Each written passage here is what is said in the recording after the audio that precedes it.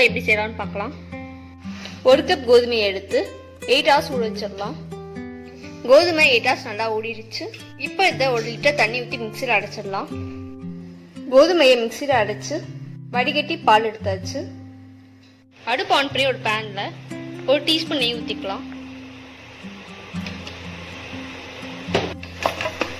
இப்போ இதில் 50 கிராம் காஷ்யூவை போட்டு வறுத்துடலாம். முந்திரி நல்லா ப்ரௌன் ஆயிடுச்சு. இப்போ அடுப்பு ஆஃப் பண்ணிடலாம். ஒரு பேனில் கோதுமை பாலை ஊற்றிடலாம். 1/4 கிலோ சுகர். இதை நல்லா மிக்ஸ் பண்ணிடலாம்.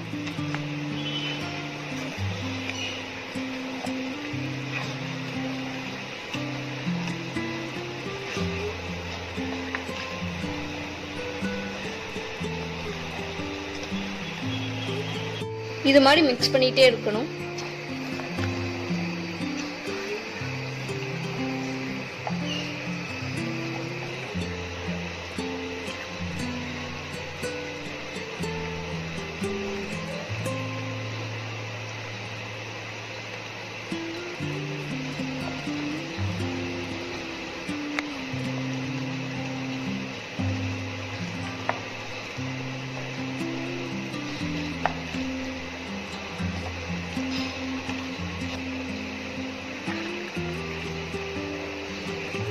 இப்போ இதை ஃபுட் கலர் ஊற்றிக்கலாம்.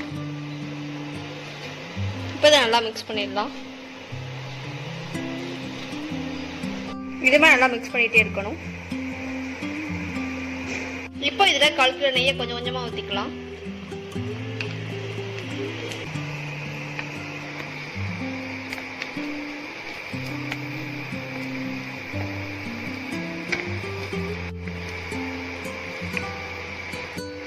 நல்லா திக்காயிடுச்சு. இதில் இப்போ 2 ஏலக்காயை போடுறோம். வறுத்து வச்ச முந்திரி. இப்போ தான் நல்லா மிக்ஸ் பண்ணிக்கலாம்.